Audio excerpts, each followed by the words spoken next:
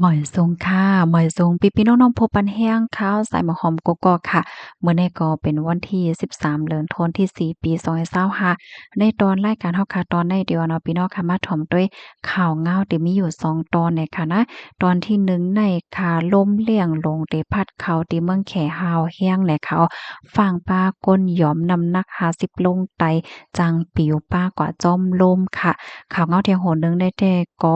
มีเสียงห่านตีนหนึ่งเนี่ยค่ะเนาะเฮ็ดออกเนื้อเป็ดอันตุอันปอมมันเหี่ยวก็ขายปันก้นมาซื้อว่าไหนค่ะออนตั้งเปิ้นได้แต่ก็เฮามาถ่อมด้วยข่าวเงาโหในออนตั้งเนี่ยค่ะ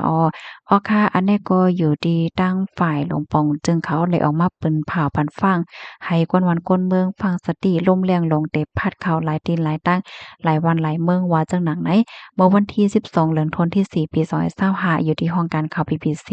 เลยออกมาเปิ้นเผาลาดว่าตั้งฝ่ายหลวงปอนจึงเมืองแขเลยออกมาเปิ้นเผาปันฟ้างถึงปันก้นวันก้นเมืองว่าเดี๋ยวจังมีล่มเลี่ยงลงเขาค่ะพอเอาสีมันว่าเนี่ยจึงเป็น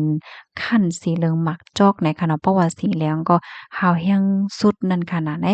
สีเหลืองหมักจอกเนี่ยก็สอนว่าหาวแห้งเป็นหมายที่2เนี่ยค่ะตั้งแห้งมันใน1ปาก50กิโลเมตรต่อ1ชั่วโมงเนี่ยค่ะลมแรงลงในเดพัดเข้าที่เวียงหลงปีเจียนปักกิ่ง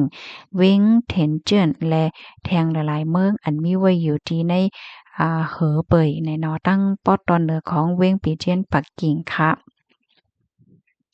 ลมแรงปอกกำไนติเลยว่าหาวแห้งสุดในข่าวตั้ง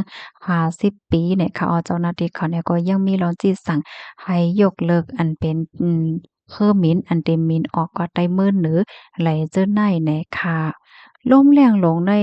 ค่ะเนาะมันได้พัดเข้าหาวแห้งและพอมีปนพรเขายังมีร้อนจีสั่งให้โรงเรียนเจ้าในค่ะเนาะกึดการเรียนการสอนค่ะและกวนวันกวนเมืองก็ป้อมลองแยนะนะอย่าไปออกตาออกตั้ง ให้อยู่ไว้ดีในหอเฮิรนตัวเจ้าเก่าก้อยเนี่ยค่ะลองตรงหนึ่งกลางปางเจ้าเนี่ยก็ให้ไลเกิดป้าเนี่ยค่ะตั้งฝ่ายลงปองจึงเขาเนี่ยก็เปิ้นผาปันฟังป้าเถียงนั่นน่ะเนาะว่าก้นอันยอมอายุก้นอันยอมน้ำหนัก50ลงไตเนี่ยก็ให้เลยสติป้าอำสังถกเดจังยาลมพัดปิวป้ากว่าจอมเนี่ยค่ะลมไม่ลมกัดกอเตจังลดยอมค่ะบอกว่าลมเตแห้งกัดกอเตเตอกัดมาว่าจังหนังไหนค่ะค่ะ เลือเซนั่นเนี่ยค่ะเนาะตั้งฝ่ายภูมิพลพรเขาค่ะเนาะก็เฮาปันฟังป้าลองกว่าไตเมินเหนือลองออกตั้งดอกเฮิรนเลยเจิ้นในเฮ็ดให้ค่ะเนาะลมเลี่ยงลมพัดเป่าเหมือนหนังว่าโกหลังคาปลิวตกพาดห้าเสาไฟฟ้าล้มหักต้นไม้ล้มหักแล้วจังไหนป้าเถียงเนี่ยค่ะข้อมูลในก็เลยปรีมาที่ห้องการข่าวสดออกไว้เนี่ยค่ะเพศสภาวะมือเหลียวในก็เพราะว่ามันเป็นมาก็มันไข่ยามจังหนังว่าค่ะเนาะในตอนนี้ก็ได้ย้อนอ่อนพี่น้องค่ะมาหาบถ่อมด้วยป้าเนาะเกี่ยวกับเลยลองหลีเลยฟัง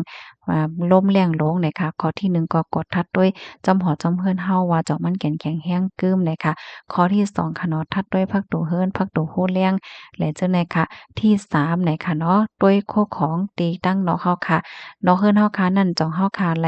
ใส่ไว้โคของอีหังค่ะเนาะอันที่เฮาค่ะตากไว้ว่าไว้ตั้งนอกและจังได๋ค่ะเนาะเพราะว่าลมแรงลงมาอำสังถกมันเตจังปิวไลเนี่ยค่ะกำนั้นแลไฮไลเก็บป้าโคของตัวจักเกาะอันมีไว้อยู่ที่ตั้งนอกหอนอกเฮิรนเจอในเนี่ยค่ะกำในมาเที่ยงข้อหนึ่งก็เป็น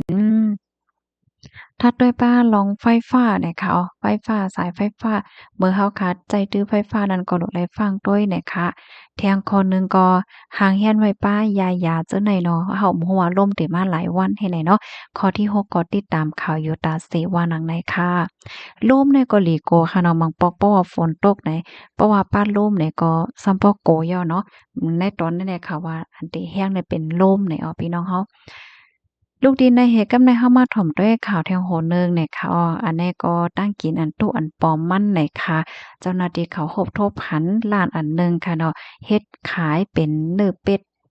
ย่างอันตุอันปอมมันเนี่ยค่ะว่าเมื่อวันที่12เดือนธันวาคมที่4ปี2025นั่นค่ะอยู่ที่ห้องการข่าวนอกเมืองเลยออกมาเปิ้นเผาลาดว่าตีเสียงห้านตั้งขายแขตีหนึ่งอันมีไว้อยู่ที่เว้งหลงมาริดจึงเมืองสเปนค่ะเนาะถูกญาสังปิกเนี่ยค่ะ ว่ายหลังเสไลฮับโฮว่าเขาเอาเนื้อ นกโขนกพิราบในค่ะมาปลอมเฮ็ดเป็นเนื้อเป็ดเฮก็ขายพันก้นไม้กินในค่ะเจ้าหน้าที่เขาเนี่ยก็เลยลงปืนตีเสียวแล้วก็กดทัดเสียงตั้งกินตีในค่ะเนาะเสียงตั้งกินอันในในเนาะเพิ่นว่ากว่าถึงเหย้าเนี่ยก็เลยก็โฮบทบหันอโลยหลีตกใจเนี่ยเขาอะเนาะซัมปอโวยหังหลงไว้ยุกยากกว่าของกินของใจของตื้นเนื้อนกเนื้อหังซัมปอหมักมีหมักมือหลงไว้เฮ็ดจั่งไหนอ้อ ทางฝ่ายเจ้าหน้าที่เขาก็วนว่าหยุ่มว่าเขาได้เอานกกาโขนกพิราบจั่งใดค่ะนะก็ยกมาจ้อมตาจ้อมตางเหยก็กว่าเฮ็ดเหเขายกเขาก็ว่าเป็นเน้อเป็ดนี่แหละก็ขายนั่นน่ะเนาะหลอกแหลนขายจั่งไหนค่ะอ้อกำนั้นแลเจ้าหน้าที่เขาก็เอาตั้งพิษแสงล้านเขาเนี่ยก็ถูกหญ้าปิกอึดกว่าว่าหนังไหนค่ะเลือเซนั่นค่ะเนาะสื่อในพื้นที่ยังรายงานแถงว่าเสียงตั้งกินที่ใน มีตู้เก็บตั้งกินตั้งยำใน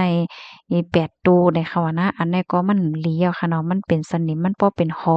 จั่งไหนยาวให้ไหนค่ะนะในมันไหนก็มีเนื้อสัตว์แล้วก็ปลาและจั่งไหนตั้งนำตั้งหลายให้ไหนค่ะเหลือเสนั่นก็หำมีตีกลางโลจั่งไหนป้าเที่ยงนั่นน่ะเนาะอ้อ อ๋อค่ะภาลัยดีๆก็กินตั้งยำตีแสงตีล่าเนี่ยก็ฟังกันค่ะเลยเนาะทางถกโกไรย่าจึงหนังในเนี่ยค่ะตั้งฝ่ายเจ้าหน้าที่เขาก็กดท่าเทสังเหก็เอาตั้งผิดกว่าจำหนังปักเปิงหมายมีวันเมืองมีเหย้าเนี่ยค่ะข้อมูลอันในค่ะเลยปีมาที่ห้องการข่าวสดออกไว้เนี่ยค่ะพี่น้องค่ะป้อมาด้วยมือเหลียวในเนาะอันตู้อันปลอมเนี่ยเจ้าไหนก็เหลืองนำหนาค่ะเนาะว่าได้เป็นตั้งกินตั้งยำของใจโคตรตื้อ ป้าเจ็มฟิงก้นว่าสังว่าจึ้นได้เฮ็ดไหนคะนะซัมบ่ม่วนติเลยว่าเฮือยอค่ะแหนยินจมกูก็คานะเฮือเดจังเป็นคอฟังสติถึงปันพี่น้องค่ะตั้งนำตั้งหลายนั่นเนาะก็จอยกันสึกเปิ้นแผ่แชร์กว่าเสกำในค่ะยินจมเย็นนำค่ะหมอยทรงค่ะ